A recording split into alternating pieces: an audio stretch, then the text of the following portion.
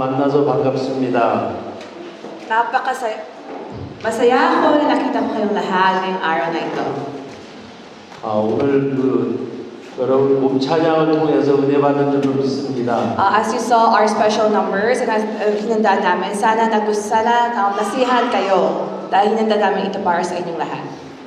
네, 여러분들이 아까 함께 읽은 말씀의 내용을 가지고 하나님의 은혜로라고 하는 말씀을 상고하겠습니다. So ngayong umaga, nabasa natin ng scripture kanina, 1 Corinthians chapter 15 verse 10. Gusto namin ibahagi ang salita ng Diyos with our title, God's Grace. 네, 오늘 그 본문 말씀의 내용에 보면 사도 바울이 하나님 앞에 정말 많은 예수님 다음으로 많은 사역을 한 바울인데 그는 오늘 말씀 가운데 보면 내가 나된 것은 하나님의 은혜로 된 것이니라고 말씀하고 있습니다. Kilala niyo ba si Paul? Si Paul siguro ang isa sa pinakasikat na tao sa Biblia na ang dami niyang ginawa, siguro next to Jesus Christ, ang dami niyang ministry. And as you saw, nabasa natin ang kanyang Bible verse, sabi ni Paul, wala daw ito nangyari na ginagawa niya para sa mga tao. It was not possible but dahil sa biyaya ng Diyos. 또 하나님이 그에게 은혜를 주셨는데 그 은혜가 자기에게 헛되지 아니했다고 말씀하고 있습니다. Dahil kung walang biyaya ang Diyos na binigay sa inyong buhay, wala rin mangyayari lahat ng mga pagod na ginagawa natin, mga gawa para sa ating buhay. 하나님께서 주신 은혜가 헛되지 않았다는 것은 사도 바울을 통해서 하나님이 많은 일을 하셨음을 고백하는 내용입니다. At ito rin isang confession ni Paul na sinabi niya, lahat daw ng biyaya na binigay ng Diyos sa kanya, hindi ito nasayang dahil ginawa ni Paul dahil sa pagsasalamat niya sa biyaya na natanggap niya, ito ang binahagi niya sa mga tao. 그는 많은 사도보다가 많은 수고 더 많이 했지만은 내가 한 것이 아니라고 말씀하면서 나와 함께 하신 하나님의 은혜로 한 것이라고 고백하고 있습니다. Makikita natin na napaka-humble ni Paul dahil sabi ni Paul, despite na napakadami ng puri sa kanilang mga tao dahil sa mga ginagawa niya, sabi ni Paul, ito ay hindi gawa ko kundi ito ay biyaya ng Diyos. At sabi din ni Paul, kung wala ang biyaya ang Diyos na binigay sa akin dahil sa kanyang awa, wala rin akong kakayahan magtuloy ang kanyang ginagawang ministry sa kanyang buhay din. 바울이 예수님을 만났는데 오늘 여기 계신 여러분도 예수님을 만났기 때문에 또 예수님 앞에 예배하러 나온 줄로 믿습니다. Kayo rin ba? Ba't kayo nakaupo ngayong umaga? Ba't kayo nagsisimba? Ito ay ba dahil napilitan kayo umupo? Or ito ba dahil sa biyaya ng Diyos? Amen. 네. 사도 바울은 하나님 앞에 이 같은 은혜를 고백하는 가운데 하나님은 너무나 광대하시기 때문에 그 크신 하나님을 오늘 말씀 가운데 나타내고 있습니다. Alam niyo ba kung gaano kapangyarihan ang ating Panginoon? Ang ating Panginoon, actually, napakalaki ang kanyang biyaya, ang kanyang glory. He does not have to give us His grace. Wala talaga siyang hindi niya kailangan ibigay ang kanyang grasya sa atin. Pero dahil sa kanyang pagmamahalan, napakalaki para sa atin, binigay niya ang kanyang biyaya, ang kanyang grasya. 저는 요새 기도하는 가운데 예수님께서 가르쳐 주신 주님의 그 주기도문을 말씀을 상고하는 가운데 기도하면서 그 말씀을 묵상하는데 너무나 큰 은혜를 받고 있습니다.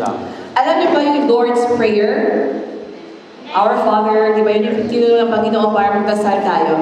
Dati, hindi ko alam na makapangyarihan pala ang prayer na yun. Pero dahil, as I read through it, as I go through it every day, dinadasal ko ang Lord's Prayer. Napapasa ko sa bawat letro na nakasunod sa Biblia, ang laki pala ng isip ng Diyos para sa ating lahat.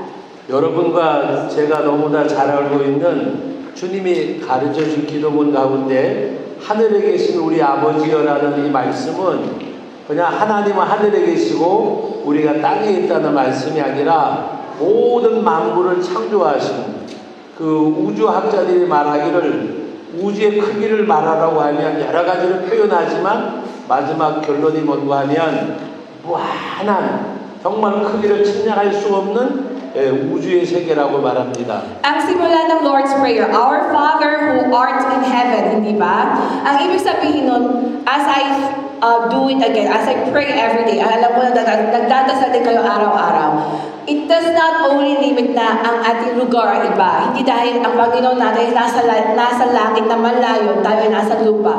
It is not about that, but it is actually our confession of faith kung kanino tayo naniniwala. Kanino ba natin binibigay ang ating buhay? Ang binibigay natin ang ating buhay ang Diyos na nasa langit, hindi lang siya malayo, but it means napakalaki, parang indefinite. Alam niyo ba kung gaano kalaki ang universe? Walang dulo ang universe. Ganun kalaki ang pagmamahal ng Diyos, ganun kalaki ang kanyang kapangyarihan, but that's who we follow. Siya ang ating sinusunod. 하늘에 계신 우리 아버지란 말씀은 곧 창조주 하나님, 그 하나님 우주를 지으신 광대하신 하나님을 말씀하는 내용입니다. Our Father who art in heaven, di ba ito ang simula ng Lord's Prayer? Dapat ito din ang simula ng ating buhay. Binibigay natin ang ating buhay sa napakalaking Diyos, nag-iisang Diyos. Amen? 그리고 우리가 해야 될 일은 하늘에 계신 우리 아버지의 이름이 거룩히 여기심을 받으시오며 여러분들이 정말 하나님 앞에 예배하는 가운데 그 하나님을 경외하고 그 하나님을 거룩히 여기려고 하는 그 하나님을 예배하는 그냥 예배자가 아니라 어떻게 하면 내가 그 하나님의 이름을 거룩하게 여기고 그 하나님을 정말 경외할까 하는 그런 마음을 가지고 하나님 앞에 우리가 예배를 드려야 합니다. Our Father who art in heaven, holy be your name. Dapat tabigay natin sa kanyang holiness. Tayo ba, every day, do we walk in holiness? Pag nakita ng Diyos ang ating buhay, every day, bawat minuto, masasayahan ba kaya siya sa ating ginagawa, iniisip at nilalakad sa buhay? Minsan, akala natin, ang Diyos natin, hindi niya kaya nakikita. Kaya nagpapapa-holy, nagkukunwari lang tayo holy pag nasa simbahan, o nagkukunwari tayo holy kung may kailangan tayo sa Kanya. But sabi ng Panginoon, Our Father who art in heaven, holy be your name. Ibig sabihin, ginawa tayo lahat kanyang nilalang para ipuri ang Panginoon ng Diyos. Pinupuri natin dapat siya araw-araw, bawat minuto. 그 하나님을 만난 사도 바울은 정말 하나님 광대하시고 자기의 자금을 표현하는 가운데 오늘 그 고린도전서 15장 9절 말씀에 보면 나는 만삭되지 못하여 난 자와 같다고 고백하고 있습니다. Kaya ito ang confession ni Paul. Then, nasunod niya ang Lord's Prayer. Sabi niya, Our Father who art in heaven, holy be your name. Dahil kinonfess niya, Panginoon, ang laki-laki mo, ako napakaliit lang na isang tao na walang kakayahan gumawa ng kahit ano, pero ikaw ang aking pinapapuri, ikaw ang aking Panginoon. That's exactly what the confession na nakasunod dito sa 1 Corinthians chapter 15, verse 10 din. 그는 그 하나님 앞에서 자기를 볼 때에 만삭되어서 10달을 다 채우고 세상에 태어난 아이가 아니라 미숙한 아이, 곧 10달이 안 된 한국말로는 그런 아이를 가리켜서 칠삭동이라고 말합니다. 약간 바보스러운 그런 표현입니다. Di ba, ang mga buntis, kailangan ikumpleto natin ang ating cycle ng pagbubuntis bago tayo manganak ng isang sanggol. Pero kahit ang isang sanggol ay wala rin kakayahan mamuhay na mag-isa, kailangan din niya ng tulong ng iba. Pero ang sinabi ni Paul, siya daw ay isang parang sanggol na nilalang na hindi pa nabuo ang kumpletong buwan sa buwag ng kanyang nanay. Ganyan talaga siya, ganyan tayo kaliit, walang kakayahan, magawa ang kahit anong bagay kung walang tulong ng Diyos. 하나님 앞에 만삭되지 못해 난자와 같다고 말씀하고 또 이어지는 9절 말씀에 보면 많은 사도가 있는데 사도 중에 가장 작은 자라고 고백하고 있습니다. Si Paul, napakasikat, pati tayo alam natin si Paul, pero sabi pa rin ni Paul, napaka-humble niya, siya daw ang pinakamaliit na disipulo ng Diyos. Yan din ang confession ni Paul. Pero di ba ang mga tao, baligtad ang ating iniisip. Konting ginagawa natin, pinapalaki natin. Pero sa tingin ng Diyos, baligtad ang dapat natin gawin. 그는 분명히 사도임에도 불구하고 15장 9절 말씀에 보면 나는 사도 중에 가장 작은 자라 나는 하나님의 교회를 박해하였으므로 사도라 칭함을 받기를 감당하지 못할지니라고 말씀하고 있습니다. Never nakalimutan ni Paul ang kanyang kanyang simula. Alam niyo ba si Paul, di ba dati siya, pinapersecute niya ang mga Kristiyano. Kaya ang confession ni Paul sa chapter 15 verse 9, "For I am the least of his apostles and do not even deserve to be called an apostle."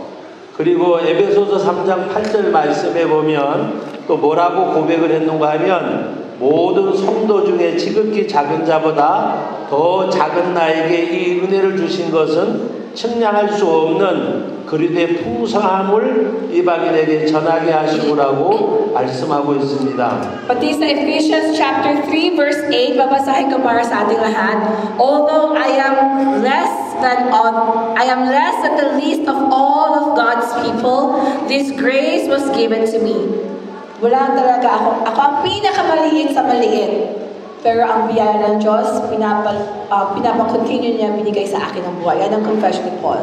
하나님 앞에서 자기를 볼 때에 정말 많은 성도들 가운데 지극히 작은 자보다가 더 작은 나라고 고백하고 있습니다. Si Paul, confession niya, pag sinama-sama lahat ng mga naniniwala sa Panginoon, ako ang pinakamaliit dahil dati ako ang nagpapapersecute, ako ang naninira sa pangalan ng Jesus Cristo dati. Yan ang confession ni Paul.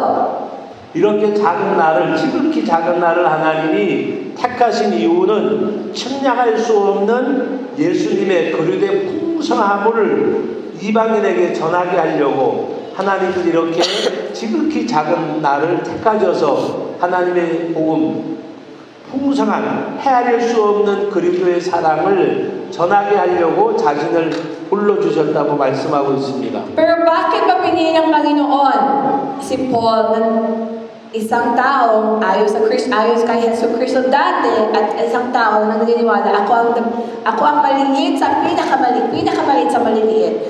Dahil sabi ng Panginoon, gagamitin kita hindi dahil makapangyarihan ka, kundi makapangyarihan ako at ibibigay ko ang aking kakayahan na gawin mo, ipagtuloy mo ang pag-share ng salita ng Diyos sa mga tao hindi nakakakilala sa akin.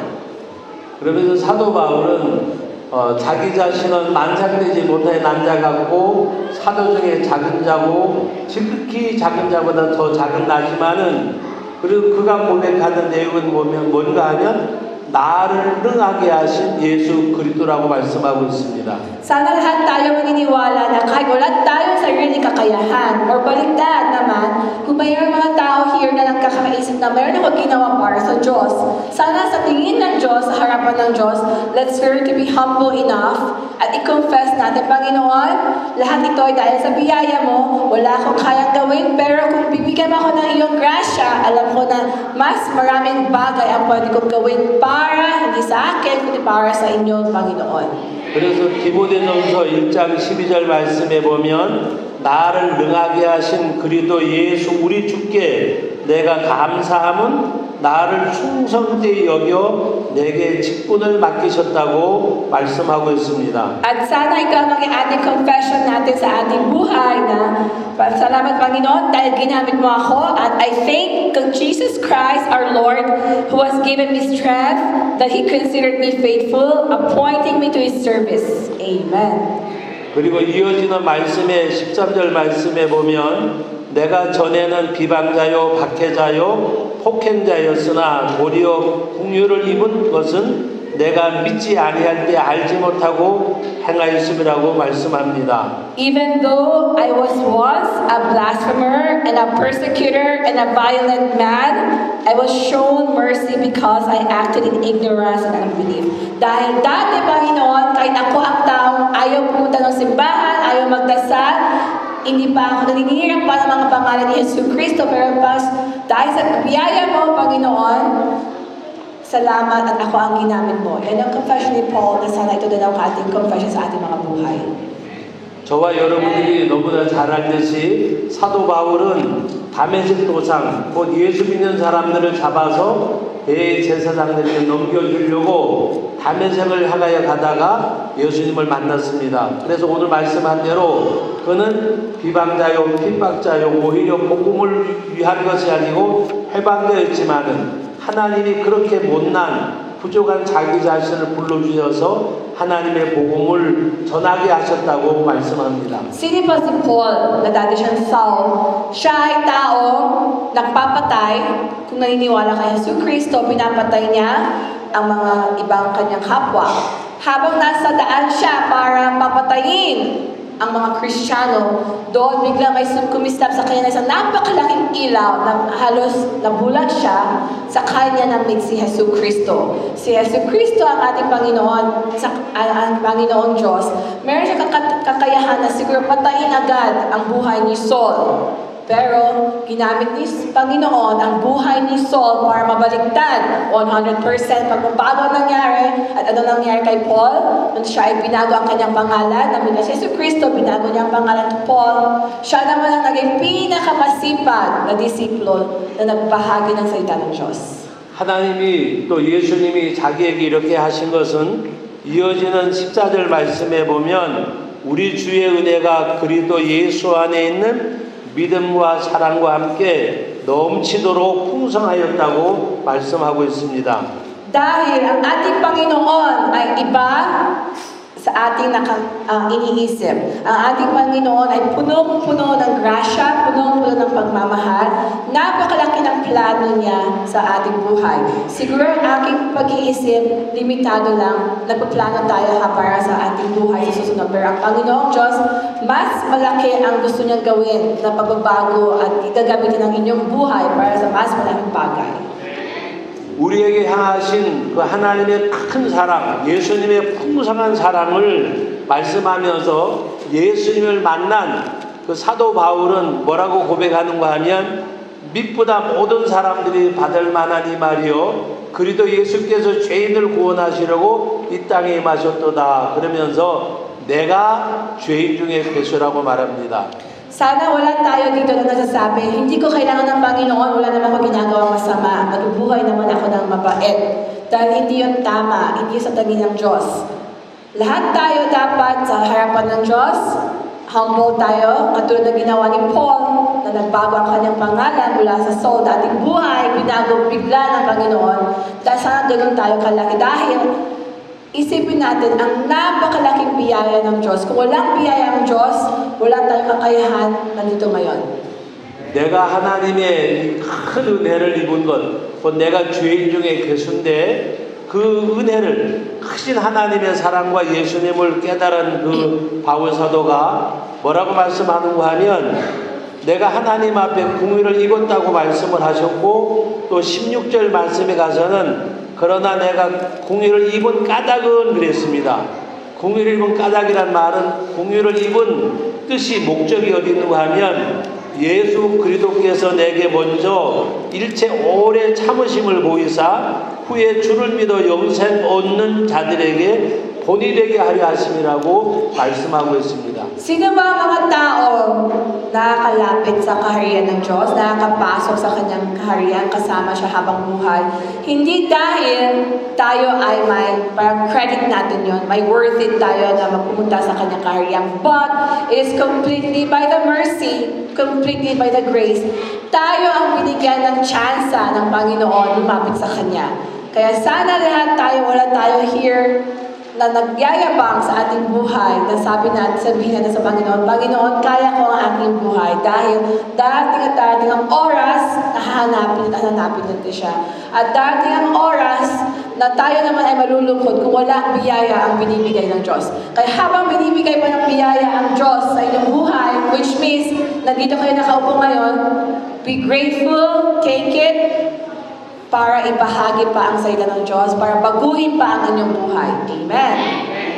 내가 전에는 비방자고 그 다음에 핍박자고 방해자였는데 하나님이 나에게 공의를 입혀주셨고 그 공의를 입은 까닭은 바로 많은 사람들에게 예수님을 전하는 가운데 믿는 자의 복음을 받을 자들에게 복음을 전하면서 그 사람들에게 본이 되게 하려고 하나님이 이 은혜를 주셨다고 말씀하셨습니다. Sabi ni Paul sa Biblia, which is also dapat ating confession, nandito tayo ngayon, hanapin natin ang Panginoon, hindi dahil sabihin natin sa Panginoon, deserve ko, Panginoon, ang iyong pagmamahal, but sabihin natin sa Panginoon. Panginoon, salamat po at pinatawad mo ako. Salamat po dahil patuloy ang inyong pagmamahal sa aking buhay.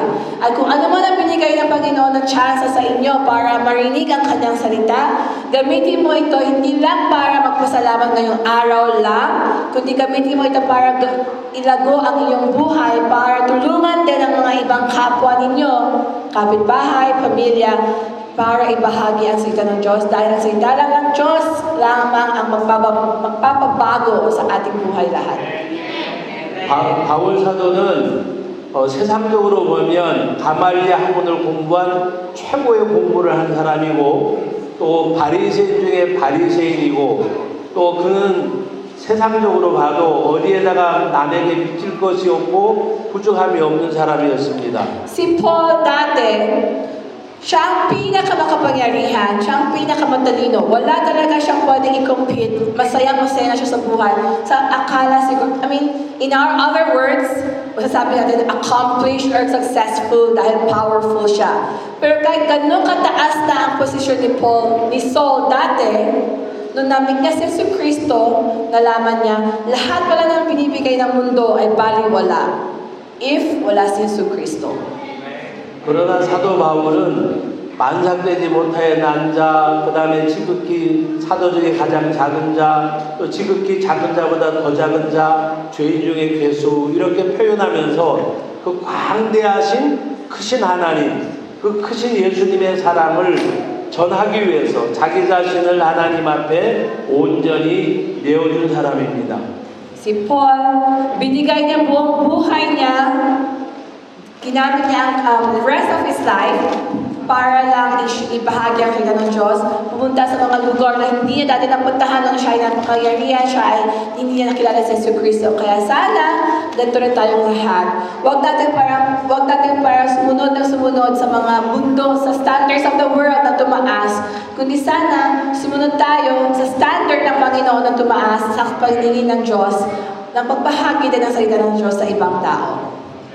이러한 사도 바울은 고린도후서 11장 말씀에 보면 무엇이라고 말씀하셨는고 하면 우리 여기서 말씀하시는 내용은 사도 바울이 예수님 때문에 많은 것을 겪은 것을 말씀하고 있습니다.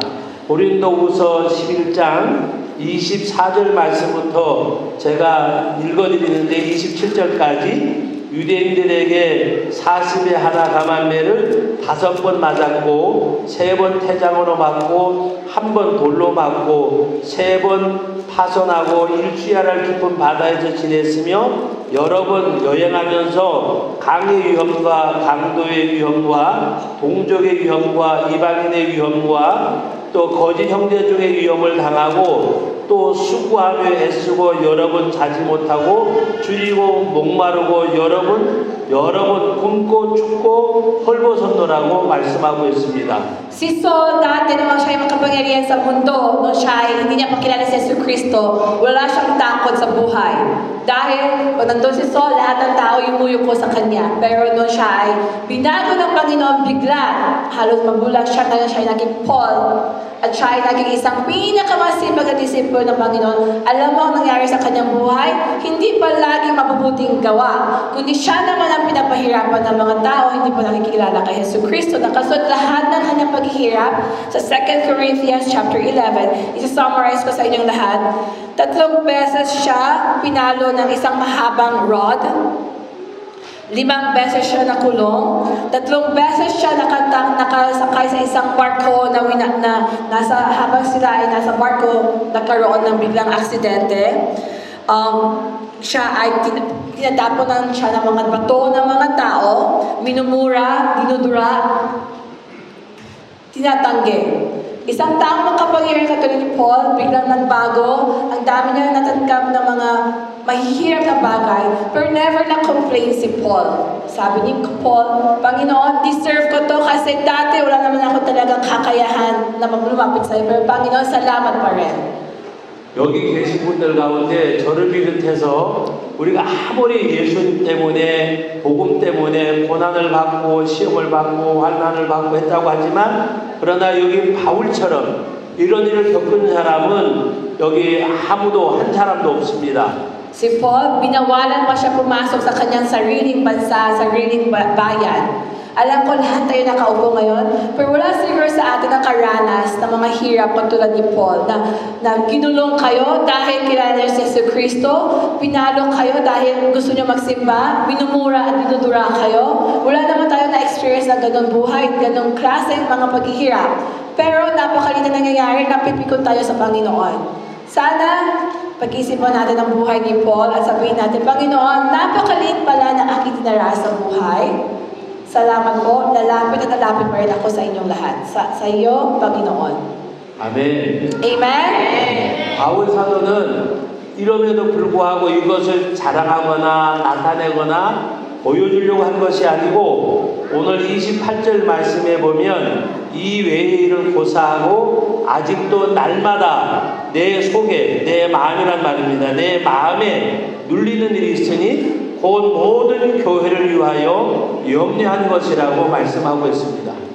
Si Paul, never niya niyabang sa mga tao, sa Panginoon, ang kanyang ginawa, ang kanyang na-receive ng mga paghihirap, kundi tinanggap niya ito dahil sabi ni Paul, nakasusier sa Biblia na verse 28, Panginoon, salamat at ang buhay ko ang ginagamit mo kahit mahirap ang aking dinaranas ngayon dahil alam ko na ang aking tinatanggap ay ipapalawak mo ang iyong simbahan dito sa mundo. Sana lahat ng ating buhay, gagamitin ng Panginoon para ipalawak ang kanyang pangalan, ang kanyang simbahan.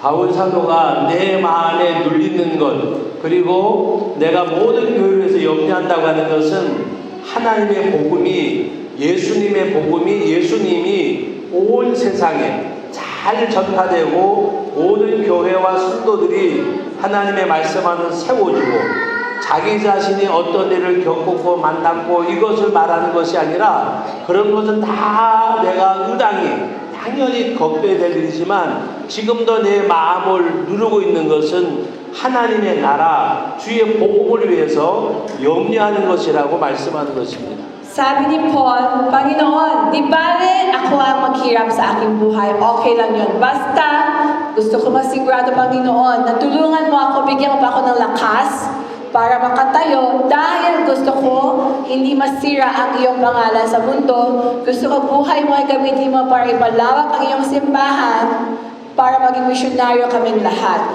Ang iyong buhay lahat, kahit hindi kayo nakapunta sa ibang bansa, kahit dito kayo para sa San Pedro, gagamitin ng Panginoon bilang isang misyonaryo sa iyong bawat lugar. Dahil ang ating goal is to expand the kingdom of God, to itaguyod natin ang ating simbahan.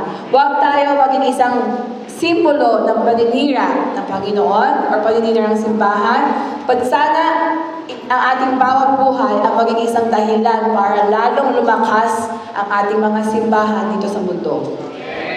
여러분 옆 사람 보고 뒷 사람 보고 인사하는데 잘 사십시다. Gusto ko sabihin niyo sa mga katabi ninyo, live well, mabuhay ng tama. Live well, mabuhay ng tama sa 잘 Panginoon. 사십시다. 예, 잘 산다고 하는 것은 여러분들이 돈을 많이 벌고 출세하고 세상에서 성공하고 하는 것도 잘 사는 거예요. 부자로 사는 건 잘 사는 거지만 하나님의 말씀에서 우리 신앙인들이 잘 사는 것은 하나님의 말씀 안에서 가난해도 때로는 어려워도 세상 환경에 상관없이 말씀 안에 사는 삶이 진정 하나님 앞에 잘 사는 것입니다. Sabi natin sa katabi natin, di ba, na live well? Pero di ba sa mundo, sasabihin nila, nabubuhay ka ng tama kung malaki ang sahod mo, kung malaki ang mga meron ka, maging successful ka sa mundo. Pero, sa tingin ng Diyos, sabi sa Biblia, ang taong namumuhay ng successful o namumuhay ng tama ay yung taong ginagamit ang binigay ng Diyos sa inyong kakayahan, ang iyong mga talento, ang iyong mga bagay na meron sa buhay para lalong itaguyod ang simbahan, para lalong itaguyod ang salita ng Diyos sa iba't ibang lugar, sa iba't ibang tao, sa buhay ng ibang tao. Kaya sana, pwede siguro mahirap, sasabihin natin matanda na, wala akong kakayahan. Ito ay hindi dahilan para sabihin natin sa Panginoon, hindi ako susunod sa iyo. Ito ay isa lang, another obstacle na kailangan na mai-overcome. Amen? 네.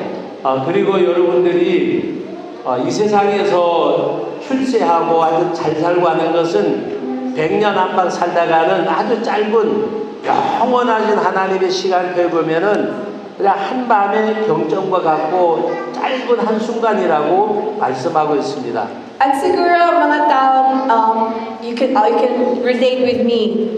Pag sabi natin sa mundo, live well, hanggang oras, hanggang ilang taon ba nabubuhay ng maximum isang tao? Di ba 100 years lamang? Siguro kung nakabuhay ka talaga ng mahaba. 100 years lang ba ang iyong goal na mabuhay ng tama? Or gusto mo talaga na forever buhay mo after death, after our life here on earth, ang habang eternal life natin? Yan ba ang gusto natin itaguyod? Gusto natin itaguyod ang ating forever life in Jesus Christ, which is, gamitin mo ang iyong buhay ngayon para sa mga simbahan, para sa salita ng Diyos, para i-encourage ang isa't isa. Amen. Amen. Amen? 여러분, 이제 우리가 이 세상에서 사는 삶에 연연하기보다가 하나님의 말씀대로 여러분 잘 살아서 세상에서 짧은 그 유한된 삶보다가 믿음 안에 살아서 영원한 하나님의 나라에서 영원히 잘 사는 영원한 믿음의 상급을 받는 그런 우리 모든 우리 소금과 빛의 우리 성도들이 되시기를 예수님의 이름으로 축복합니다. Lahat ng bagay sa mundo may limitado. Lahat ng success mo, lahat ng katulad ni Paul, lahat ng kanyang nataguyod na success sa buhay, kanyang kapangyarihan, dumarating ang oras na magkakaroon ng end. Pati buhay natin. Sana wag natin ito maging isang bagay na ating focus, but let's continue to focus on our eternal life. Gamitin natin ang ating buhay ngayon. Maiksi ang oras, ang daling tumanda. Mabilis. Akala niyo forever kayo bata, hindi. So sana gamitin ang oras natin na maayos sa paningin ng Diyos. 할렐루야. Amen? 기도하겠습니다. Let's pray. 거룩하신 우리 아버지 하나님, 은혜와 사랑을 감사드립니다. Heavenly Father, thank you so much sa iyong grasya na binigay sa aming buhay. 사도 바울은 모든 것을 가진 자였고 부자함이 없는 자였지만 예수님을 만난 사도 바울은 죄인 중에 괴수라고 고백하고 지극히 작은 자, 만삭되지 못한 자, 또 사도 중에 작은 자, 지극히 작은 자보다 더 작은 나라고 고백하고 있습니다. Paul, who had everything in life, who was most powerful, the smartest and everything, successful, and yet, after namin niya si Jesucristo, kinonfess niya na ako at pinakamaliit sa maliit. Ganun ka-humble ang aming nabasang salita ng Diyos, Panginoon. 바울의 마음속에는 오직 하나님의 복음, 예수님 하나님, 이 말씀이 잘 전파되기를 원하고 하나님의 복음을 위한 염려밖에 그의 마음에는 없었습니다. Panginoon, salamat at nabasa namin ngayon ang buhay ni Paul. Salamat dahil ni-remind mo kami isang beses, isang pangayong umaga na walang buhay na namin i-focus kundi ang eternal life namin sa iyong kaharian, which is really to prioritize, itaguyod ang iyong simbahan, ibahagi ang iyong salita sa ibang tao. Salamat Panginoon sa iyong grasya. 우리도 바울처럼 이러한 마음을 가지고 이 땅에 사는 삶의 순간순간마다 하나님의 말씀대로 잘 살아서 천국에서 영원한 상급을 받는 영원한 생명을 얻은 하나님의 백성으로 살아가는 저희들이 되게 하여 주옵소서. Panginoon, we ask for your help. We ask for your continuous grace and mercy. Bigyan mo kami ng kakayahan tumayo sa aming mga buhay na marami kaming problema, marami kaming pinagdadaanan. Pero salamat po Panginoon dahil alam namin sa iyong pagmamahal, kaya namin i-overcome lahat. Dahil alam namin na nandoon ka palagi para itaguyod kami at itaguyod ang iyong salita. 예수님의 이름으로 기도합니다. In Jesus' name we pray. Amen. 할렐루야, 아멘. The Lord bless you and keep you. The Lord make His face shine on you and be gracious to you. The Lord turn His face toward you and give you peace. May the grace of the Lord our Jesus Christ and the love of God and the fellowship of the Holy Spirit be with all who obey His word and to all our family and partner churches. Amen.